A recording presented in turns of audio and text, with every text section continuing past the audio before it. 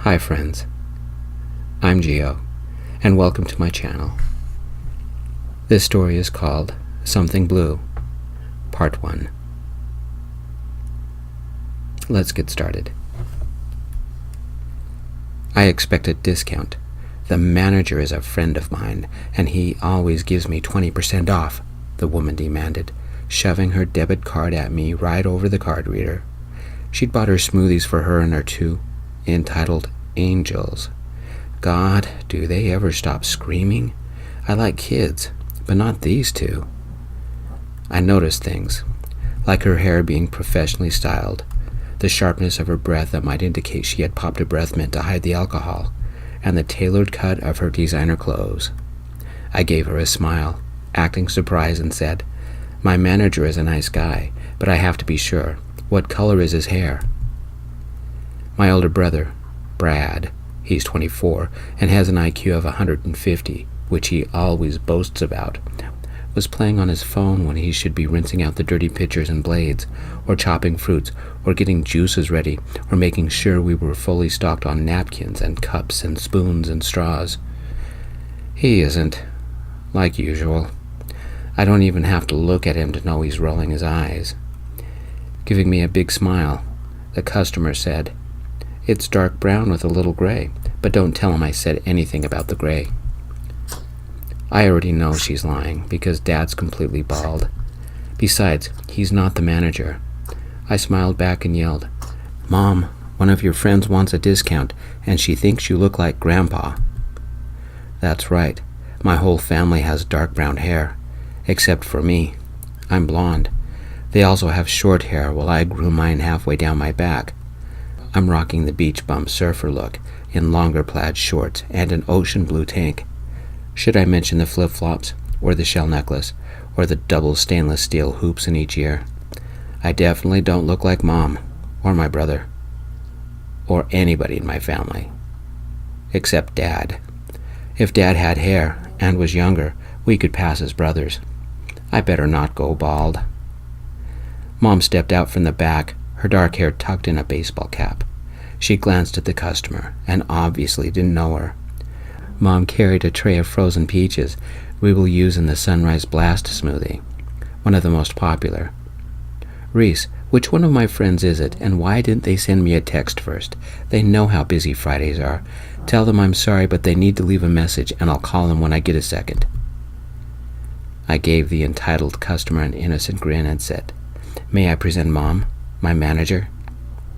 The customer, now sporting an odd, embarrassed smile, quickly tapped her debit card to the reader, and in seconds she and her entitled angels were long gone. Brad looked up from his phone, sneering, and said, "Reese, you're such a blonde. Can't you tell she was trying to scam you?" My brother's always liked that. I adjusted my hairnet over my hair. I have it tied in a bun. I'm Reese Summers, 21-year-old sophomore working on an art major specializing in watercolors, along with a minor in psychology. I know what you're saying. Art and psychology? Are you crazy? Yep. Today's class was advanced portraiture and mixed media. My long-term goal is to become an art therapist. Art has ways of breaking through barriers. It did for me. A story for another time. Anyway, my parents own Summertime Smoothies, and I've been working there since I was a sophomore in high school. They even let me design the newspaper flyers.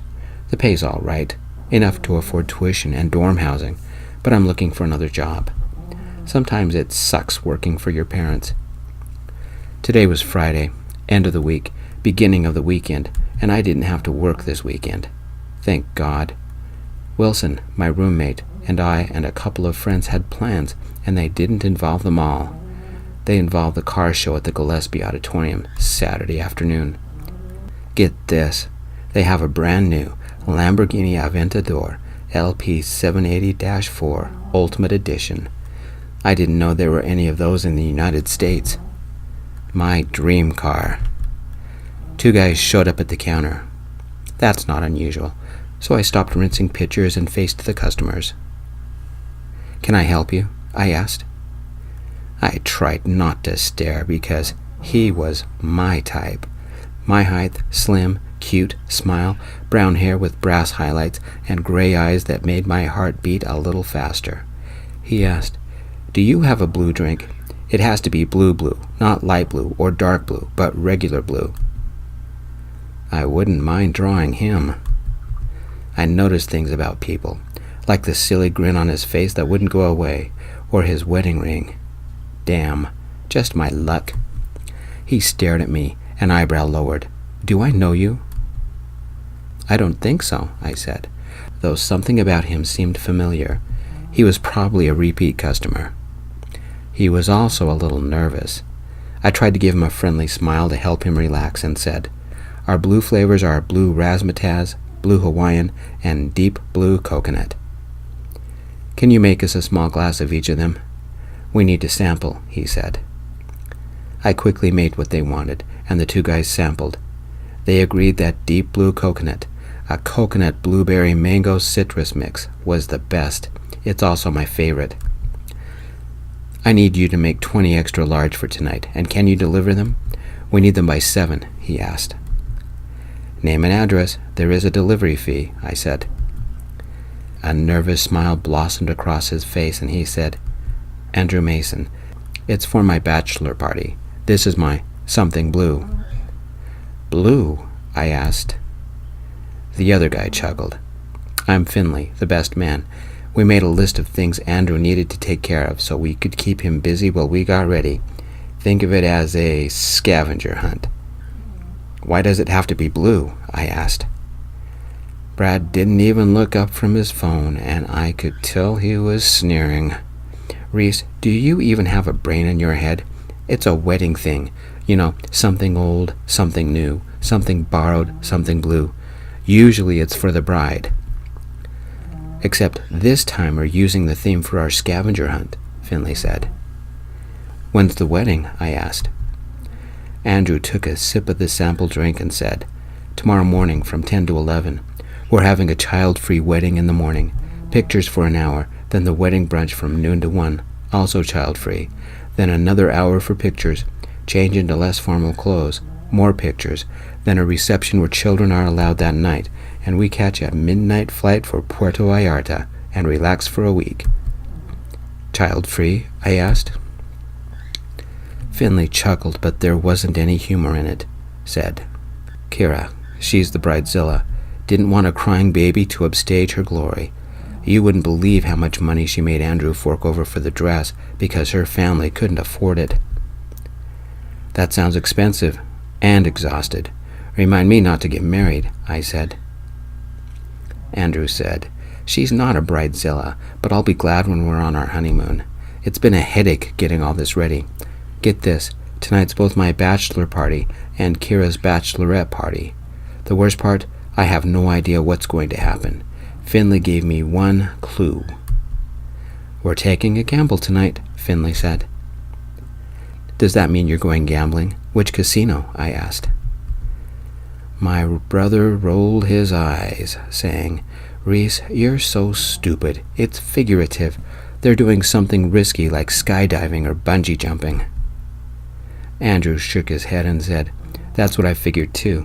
I told Finley I'm not jumping out of any airplane or off a bridge or anything, not with getting married tomorrow." "Too late. We've already rented the plane," Finley said, but the way he chuckled told me he was lying. I rang up the total and smiled. "And drinking something blue while doing whatever you're doing. That would be fun. And messy. You don't want to drink these while jumping off a bridge. Blueberries stain everything." "Noted," Finley said, quickly pretending he wasn't smiling. Andrew simply smiled at me. At least he wasn't nervous anymore. I finished totaling the order and took Finley's debit card, saying, "What would something old be? Old cars? Are you going to the car show tomorrow? Me and my friends pre-ordered tickets. Did you know they have a 1934 Ford Deluxe Roadster completely restored? It's not the standard one you see in pictures, but the limited edition. And guess which president drove it?" "Reese, you'll like tonight then. Make sure you are the person who delivers," Finley said. My brother rolled his eyes. Again. A car show. Am I the only one in the city with a brain? Nobody goes to a car show for a bachelor party. That's stupid. I handed the card back. Maybe they should. Imagine showing up to your wedding in a restored 1930 Model A Ford. Classy. My brother said, "You are an idiot, Reese. Every time you open your mouth, you're telling everybody how stupid you are. Andrew, Finley, you'll have to excuse my brother. His head is hollow. Well, I got his brains. That's why my IQ is 150, and his is 12. I sighed, holding back a rude comment.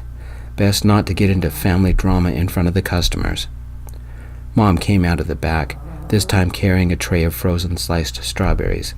"Reese, did I hear you say you needed 20 extra large deep blue coconut for a bachelor party, and you're taking them? Does that mean you're crashing a bachelor party? How fun!" "Can I give them the discount?" I asked. Mom smiled and said, "Good idea, 20%. Consider it our wedding present." Andrew gave me the delivery information, while Finley finished paying for the drinks. I made sure I gave them the discount. Too bad Andrew's getting married tomorrow. After they'd left, my brother yelled, "Mom, Reese, you can't keep giving discounts. It's bad for business." "Being friendly keeps people coming back," I said, adjusting my hairnet. My brother boasted as he left.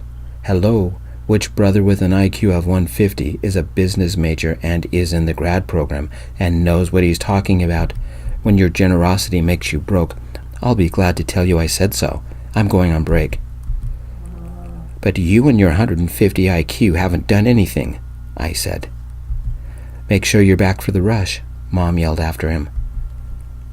Between the normal Friday rush and my brother's attitude, it was a stressful afternoon. Somehow, we got all 20 extra-large drinks made and stored in the freezer. With this many smoothies, I needed help. I took my brother and my car. He doesn't have one because he saves money by making the rest of us gift him rides. He doesn't even pay for gas. I texted Finley when we arrived at the address, the old Lutheran church on Armstrong Street. The place was decorated like an old-time casino, including a flashing strobe sign that said Charleston Casino, with a big old spotlight with a money sign on it out front. Some girls wearing costumes straight out of the 1920s indicated the party was down a flight of narrow stairs, and in the basement. Several guys were waiting around, all wearing old-style double-breasted pinstriped suits, with black fedoras on their heads. Some of them even wore shined black and white loafers. A moment later, a middle-aged woman in a spotless catering uniform emerged from the front doors to help us carry the drinks, right past the gleaming, painstakingly restored, antique cars. I couldn't help but smile. I'm glad I came. My brother whined, "Man, where are the strippers and waitresses and G-strings?"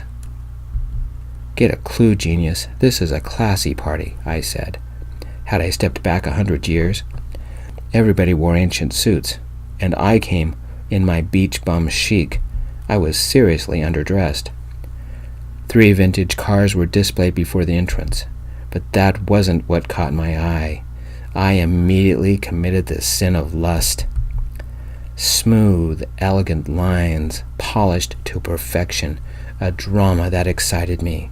I walked straight to him. It.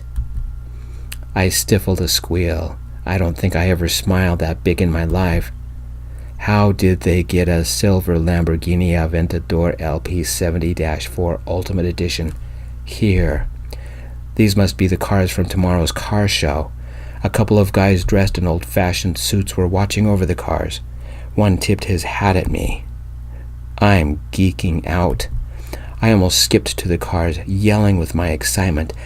That Lamborghini is worth $500,000 or more, and look at this one. It's a vintage Cadillac LaSalle. I'd guess 1941.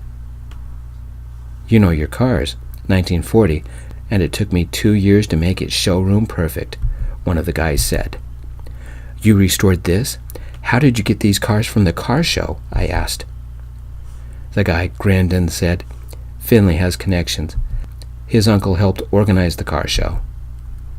Pushing my hair back behind my ears, I shouted, "It makes sense. The Cadillac must be the something old. And the Lamborghini must be the something new. And you borrowed the casino things, and the drink was blue. Oh my God, I can't believe this is happening." "Reese, must you act so childish?" my brother sneered. Some girl was flirting with the guys. She wore an odd beaded fringed short dress and a long pearl necklace. Her hair was short and ended at her earlobes. She had some kind of beaded headband. When did they wear their hair like that? The 1920s? A guy walked out. Finley? But he wore a black pinstripe double-breasted suit with a vest, a trench coat, a fedora, and was chewing on a toothpick. Give him a Tommy gun and he would look like he stepped out of a 1940s gangster movie. This night was going to be fun. "Reese, my man, right on time," he said, with a heavily affected Boston accent. He gestured toward the cars. "I thought you'd like these." "I'm in love," I said. As we chatted, Finley led the way inside. We had stepped backwards in time. The big room was decorated like an old gambling hall. A fog machine made the room smoky and mysterious. Some guy on the piano played vintage songs I'd never heard before, and a couple of girls sang in front of the biggest microphone I'd ever seen. A large octagonal green felt table was set up in the middle of the room, surrounded by 8 guys playing poker. Each guy had dozens of chips, and a huge pile of chips covered the center of the table. "Gentlemen, welcome the Blue," Finley yelled, gesturing at the drinks me and my brother carried, and everybody cheered. "Not just any blue, they're deep blue coconut," I said. Brad rolled his eyes. How many times can he do that in one night? And said, "Reese, every time you open your mouth, you embarrass me." I pretended my brother wasn't here. "What's going on?" I asked. "Welcome to the Charleston Casino. Open only for tonight. It's Andrew's bachelor party," Finley said, but his light-hearted tone turned bitter. "My man loves to play poker, but Kira, the fiancée, doesn't approve. Tonight might be our last poker night for a while, so we decided to make it something special. Jonesy brought his homemade beer, and Andrew's mom is catering it, but she promised not to stick around. Andrew and me are theater majors, and our friends from the theater department are the singers and dancing girls and even the dealer, and the guys out front are with the car show." "I was right. You are gambling, and you made your own casino," I said. "Reese, shut up," Brad sneered. I glared at Brad, but I would keep the peace. I said to Finley, "You don't like Kira. Why?"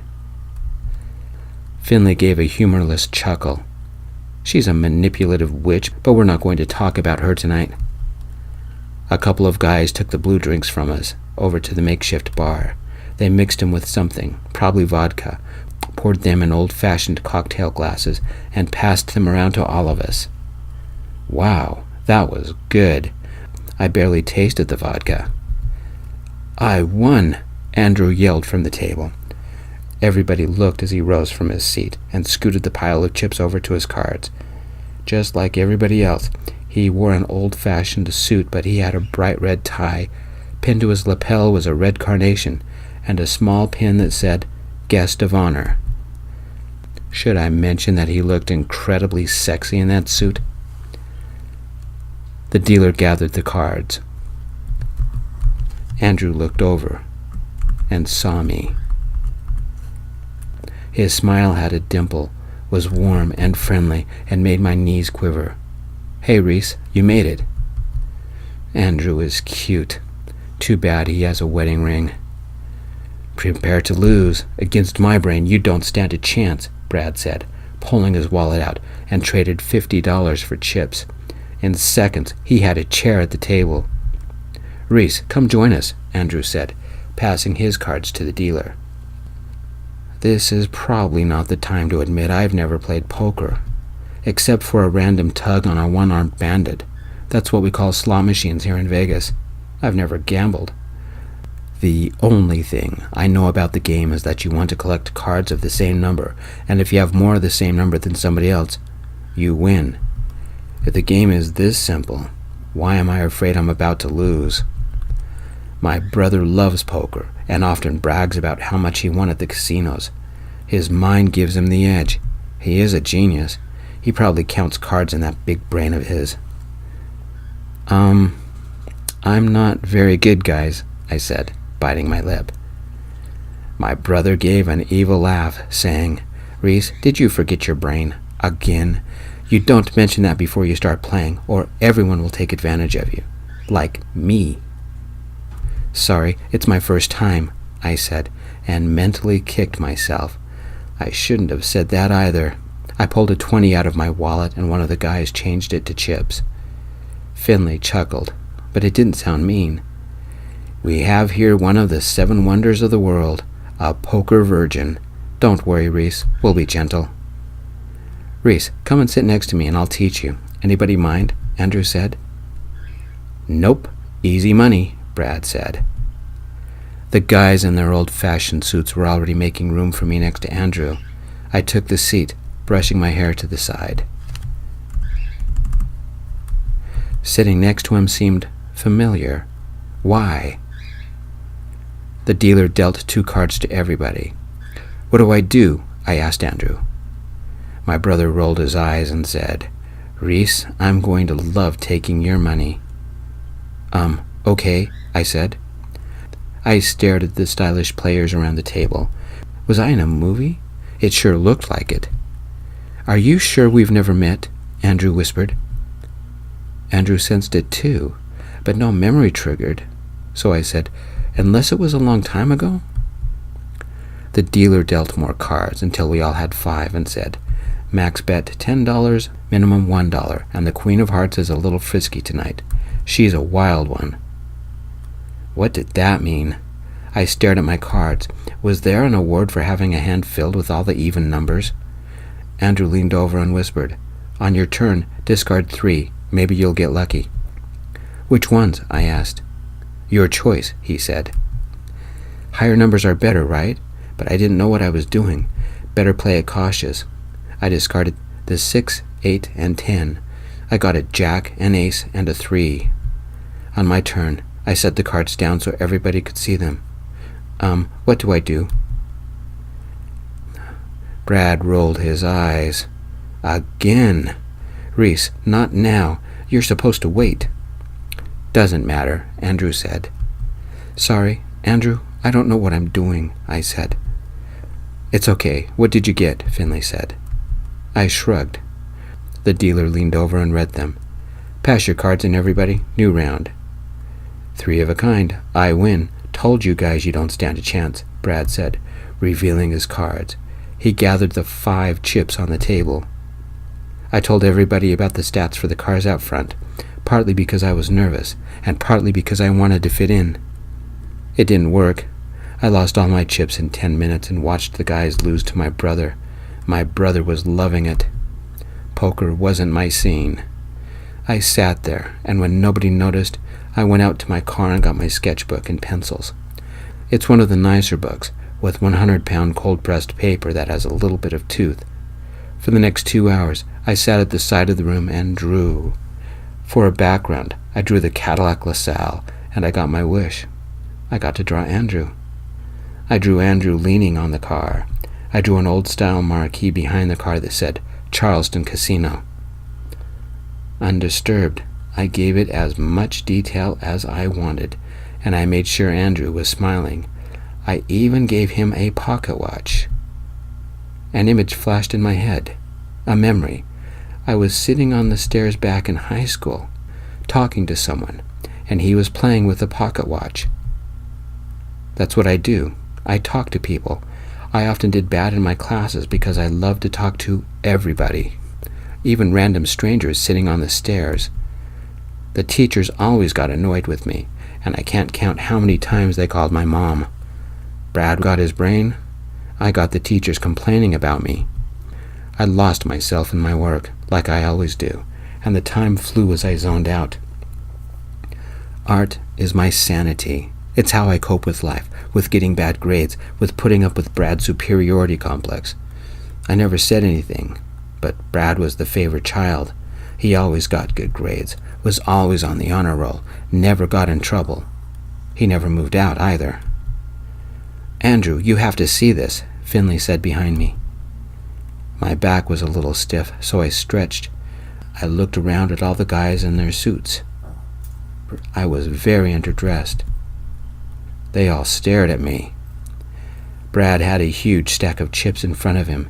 His smile was a snide, triumphant half-grin, and he said, "Reese, give me the keys to your car and catch an Uber before you embarrass the guys. Get this, my brother thinks he's an artist." I pushed the hair behind my shoulders and tried to ignore my brother. Mom and Dad considered Brad special. He was among the top brains in the world, and never let anyone forget it. It's one of the reasons me and my normal brain moved away from home when I was 19. Wilson, my roommate and best friend, wasn't anything like Brad, and let me be ordinary me. "You drew that while we were playing cards?" Andrew said. "I thought I'd make you a present," I said. Finley clapped me on the back, saying, "You never mentioned you were an artist, and a good one." "Why did you draw me with a pocket watch?" Andrew whispered. He drew a pocket watch out of his pocket. He looked at me as if he'd seen a ghost. "Come on, guys. Reese, an artist only in his dreams. Come back to the game so I can win some more," Brad said, cracking his knuckles. I had a couple of things I could say, but I didn't. This was Andrew's special night, and I wouldn't ruin it. Instead, I forced a smile and carefully tore the page out of my sketchbook. I gave it to Andrew and said, "Happy last night of freedom. Time for a break. I'm going to look at the cars." "About time you left the big boys' table. Dealers start dealing," Brad said.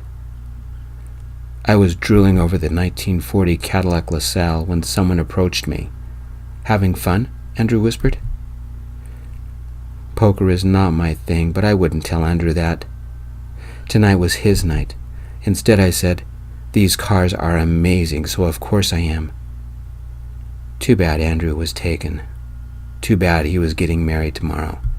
He'd have been fun to date. Andrew smiled and said, "Your poker face is terrible. Cards aren't your thing. Why the pocket watch? Why art?" I had to shrug. I'm an artist, and looking at the right kind of picture moves something inside me. The same with old cars. They are works of art as well. Teams of people designed them, and more people sweated over them. They poured their hearts into those cars, and if you look at them, you get a sense of the passion they built into them. The same with a Van Gogh, or a Gauguin, or a Klimt, or an O'Keeffe.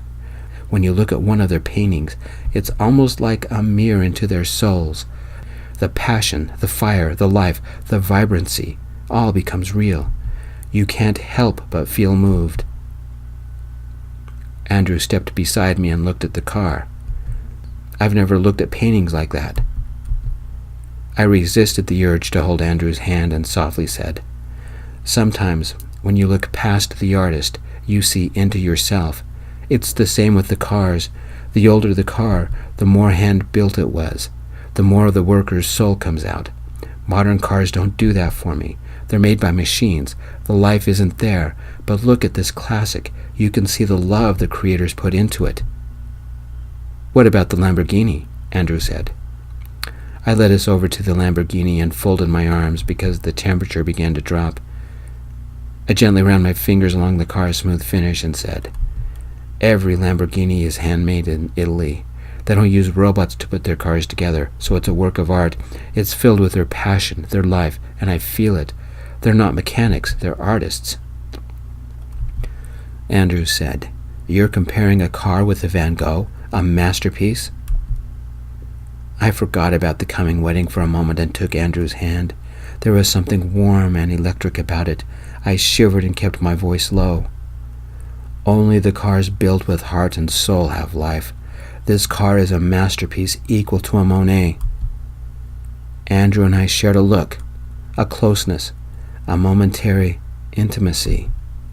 The wind had built up, blowing cold air and a light rain with it. I only wore a tank top and shorts and flip-flops. I shivered again. Andrew took his jacket off and placed it around my shoulders. The jacket was warm and smelled of his cologne. "Better?" he said. I whispered, "I could fall in love with a guy like you." Andrew gave a soft chuckle and said, "You're a little late. Kira beat you to it. Your picture was beautiful. How can someone as deep as you work in a smoothie shop?" His praise embarrassed me, so I tried to change the subject. "You're missing your poker game." "I wanted to talk to you," Andrew said. We walked by the 1940 Cadillac LaSalle. A few raindrops speckled its perfect finish. Vegas only gets cool and rainy a few times a year, like tonight. I told Andrew the basic stats and history of the LaSalle, and he seemed interested. We walked to the Lamborghini, talking Italian sports cars. I'd never been this close to a car this rich. Even though the car was brand new, I knew all about it, the stats, the history. Something about Andrew made me relax. Too bad he's getting married tomorrow morning. Oh crap, I'm still holding his hand. I let go. Sorry. "Do you want to go for a ride in the Lamborghini while we talk?" Andrew said. "You can take it like that?" I asked. "I might know a guy," Andrew said, and ran back inside. As I admired the next car, a red 1954 convertible Corvette Special Edition with white top, Andrew and Finley walked back out. Finley said, "You're sure it's him?" "I am." "What about poker?" Finley asked. "We have all night. Be back in a little while," Andrew said. Brad ran out of the church and saw that we were getting in the silver Lamborghini Aventador. His eyes narrowed. "Move over, Reese. I deserve a ride, not you." "Only 2 seats," I said. "Don't worry. Andrew's in the driver's seat. Reese will be fine," Finley said. "Come on. I'm smarter than Reese. Give me a ride," Brad said. Finley turned Brad around to face the building. "Bro, some things are more important than your brain." "Like what?" Brad asked. "You might have a 150 IQ, but your brother is way nicer," Finley said. "No, he's not, and my grades prove it. Give me a ride," Brad said. But we took off. 769 horsepower, V12 engine, 0 to 60 in seconds. It was loud, powerful, and screamed into the night. Pure, contained fury. Everybody heard us coming, and nobody could keep up with us. I sat inside the most beautiful car I'd ever been in, and we cruised along the Vegas streets.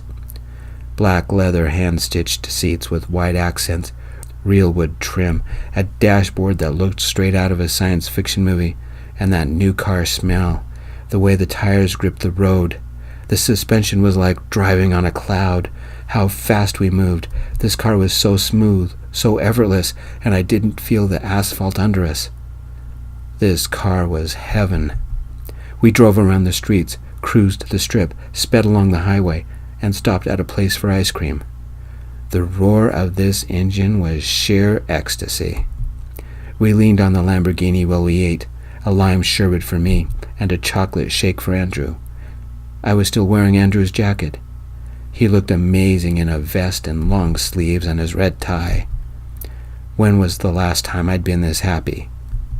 A lot of kids had to take pictures of the car. Me too. We made a lot of instant friends, and I had to tell them all the stats, again and again. Andrew whispered, "Anyone ever tell you that you're incredible?" When we had a quiet moment, Andrew grew serious and said, "Do you remember a few years ago? It was in high school, by the back steps that led to the cafeteria." "We went to the same school?" I asked. Andrew nodded. "You don't remember me. We met, once, on the worst day of my life, but I can't forget you. I was in the grade ahead of yours. That's not important. What is important? Dad died the middle of May, and Mom couldn't deal, so she made me go to school to make me stay out of her way so she could handle the lawyers, the accounts, get the funeral arranged, get the viewing arranged, a lot of stuff. I couldn't think. I didn't go to class, just sat on the stairs and stared at nothing. I suspect the counselors knew what had happened, and they spread the word to make sure I was okay, but to leave me alone. I kept holding my dad's pocket watch. Some guy I didn't know sat with me and was kind. He slept classes the rest of the day and let me talk. We walked to a nearby fast food place and ate French fries. The memory came back. Me, buying French fries and a burger for a guy who mourned his dad. Andrew blinked back the tears. For that one day, you were my best friend. Because of the funeral and everything happening, I never went back to that school. I never saw you again until this afternoon. Do you believe in fate? You look different than I remembered, I said. Andrew tilted his head back and groaned. I'm not surprised. I can't believe I ever wore my hair like that. That day, I was so depressed that I couldn't function, and you were there when I needed somebody. I remember. We talked all day, and Mom got mad at me when she found out I slept the whole day, I said, easing closer to his warmth. Andrew draped an arm about my shoulders, and he was very close when he said, Thank you for being there when I needed someone. I could definitely fall in love with Andrew. Too bad he's getting married tomorrow. The end of part 1. Part 2 will be coming soon. Thank you for sharing this with me. I appreciate it. Peace.